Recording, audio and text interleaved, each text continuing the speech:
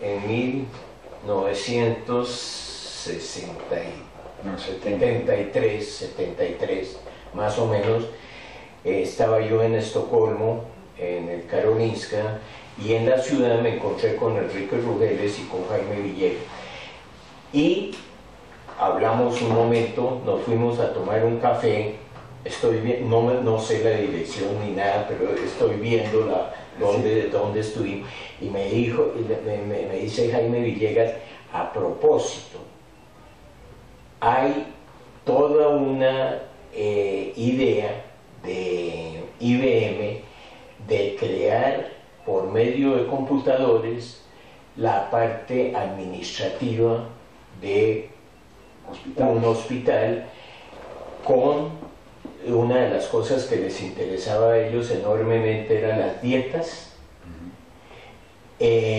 toda la parte de historias clínicas y la distribución de drogas. Y tienen una belleza de película. Y le conté, y me dijo, yo quiero ver esa película en minutos. Hicimos una cita, fuimos a IBM, yo creo que ahí ya estabas tú. A ver, a mí me encargan de ver la película y me gustó muchísimo. Se me hizo que, aun cuando podía ser ciencia ficción, podía ser una realidad. Y era una realidad porque era una aplicación de computadoras revolucionaria para la época. Era buscar en los hospitales una serie de labores que eran complejísimas para la época y aún siguen siendo. Y era asignación de camas, otra parte era el manejo de drogas, manejo de exámenes de laboratorio, consulta externa, asignación de citas. Era una serie de cosas que aún son complejas y que en el Hospital Karolinska estaban en sus albores. Tampoco lo que tuvieran mucho, pero mostraban lo que querían hacer, con la ventaja de que ellos sí podían.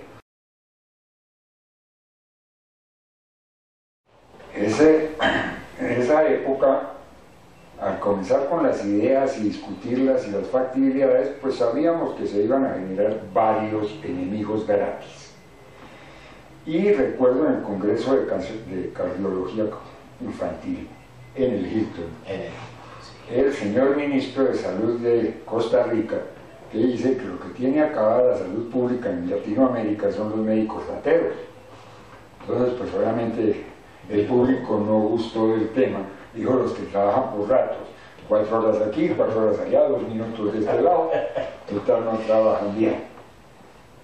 Y otro punto fue que el doctor de Francisco me ha prestado una publicación del JAMA, donde había un artículo de una investigación que han hecho en el hospital de Salt Lake City, en el Mormón, no sé qué diablos es el nombre del hospital. Y allí aparecía un artículo sobre una matriz que analizaba síntomas versus diagnósticos, pero el diagnóstico había sido ya por radiología, por cirugía, por autopsia. Y entonces pues tenía una matriz bastante interesante y el doctor de Francisco me dijo, ¿eso es montable en la computadora? Y dije, pues claro. Yo la monté en la computadora de IBM, que para la época era una 36030. Y el programa para manejar la matriz era un programa que escribía en Fortran. Los resultados que arrojaba ese programa era que al médico se le planteaban los síntomas y se le preguntaba en su criterio cuál era el de más probabilidad del diagnóstico y lo pusiera en orden de probabilidades a lo que él creía fuese su diagnóstico. Y el computador se le planteaban los síntomas y él sacaba matemáticamente las probabilidades.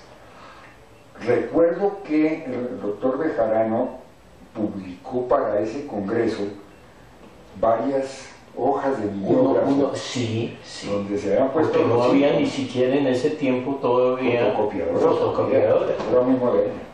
Entonces, a cada médico se le dan una serie de diagnósticos y los posibles diagnósticos, no los diagnósticos, sino los síntomas y los posibles diagnósticos, y el médico debía poner en su criterio las probabilidades. Y luego corríamos el programa que arrojaba lo que decía el computador. comparando los resultados de la computadora con los de las historias clínicas reales, el computador tenía la razón. Muchos de los médicos no agarraron ni el sorteo. Planteaban cosas que en su criterio, por algunos motivos, pues eran unas, pero posteriormente se demostraba que eso no era. Y eso era lo que para el doctor Bejarano en su momento y el doctor de Francisco, eso era la mejor herramienta que le podían dar a un médico, porque era una guía casi infalible sobre lo que estaba con una sucediendo. serie de almacenamiento de información increíble. Increíblemente grande, y se presentó eso en ese congreso. Luego de eso, Alberto Bejarano es nombrado secretario de Salud. De salud, exacto. Y él seguía con su idea. Esa idea la tenía prefabricada en el cerebro ya. Y trata de convencer a la Secretaría de Salud de abrir una licitación pública para atender ese enfoque. Eso consistía en comprar una casa que fue en la Caracas con la 54, 53 y y 54. adecuarla para Montar el todo computador eso. de la época, que Era un era 370. gigantesco. Un 370-135. Exacto. Ya no eran 360. ¿Y cuántas pantallas se trajeron? Creo que 50, algo así. Sí, Un sí. número para la época época, grande. inmensas. De eso, la idea que se procuró hacer fue montar un sistema que había desarrollado más o menos IBM, estaba en sus albores, que se llamaba el Patient Control System, PCS, que estaba basado en una base de datos jerárquica llamada Vandal One. Para la época, una cosa modernísima, ahorita pues es Una porquería. porquería por algún nombre. Y con ese se pensaba manejar la administración hospitalaria desde el punto de vista de asignación de camas. Sí. No había nada. Y historias médicas. Historia médica, que ya dio a llamarse la historia médica telecomputada.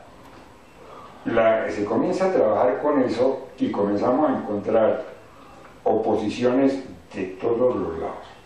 Sobre todo del Senado, ¿te acuerdas? El Senado, porque lo revolveraron probablemente los médicos, porque los del Senado jamás han entendido eso. Sí, Me perdonan los señores senadores, pero por un lado estaban molestos por eso, por otro lado los médicos estaban algo indispuestos por la cuestión de que decían que eso era ponerlos a atender pacientes cada 20 minutos, que eso no era suficiente, que bla bla bla. Otra cosa fueron las drogas. En aquel momento los genéricos apenas comenzaban. Ya había una cinta magnética que, si mal no recuerdo, era acababa de entrar MK. Exactamente.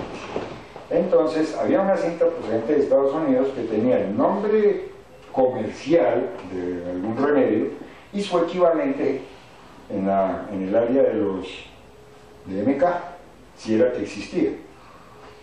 Entonces la idea que se buscaba en el Seguro Social por un lado y en la Secretaría de Salud por el otro era que los médicos no formulasen drogas de nombre sino el genérico, porque obviamente era impresionantemente más económico.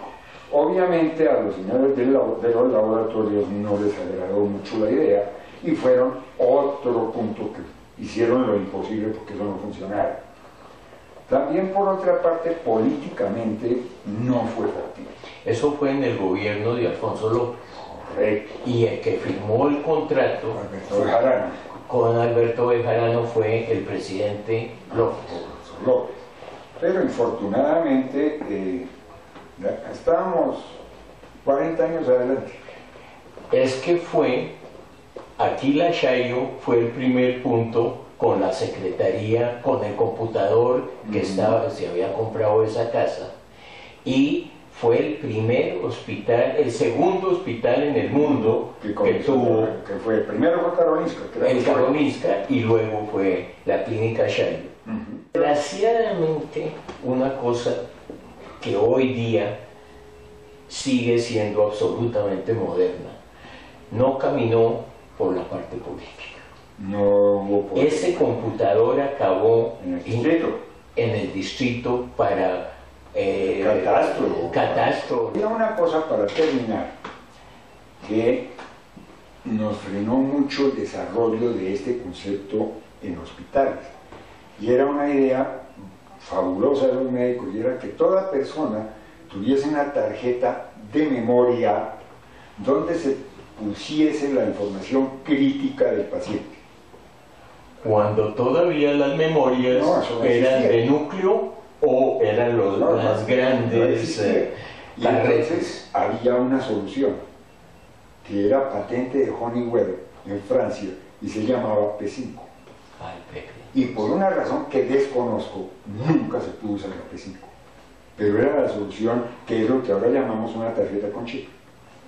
Es de la época, o sea, el chip no es de ahorita, el chip tiene 40 años. Sí, claro, muy cercana al descubrimiento del transistor.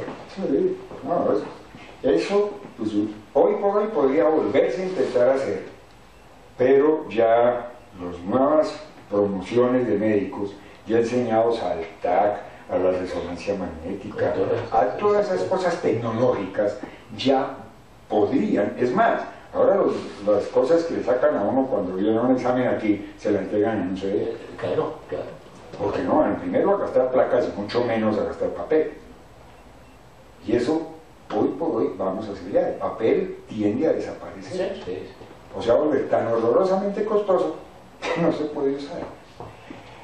Pues mil gracias, te agradezco mucho porque esto es una cosa histórica importante dentro de la medicina, no solamente de Colombia, sino del mundo. Y un paso que dio IBM sumamente importante en ese momento que gracias a Alberto Bejarano se pudo volver se volvió una realidad en Colombia.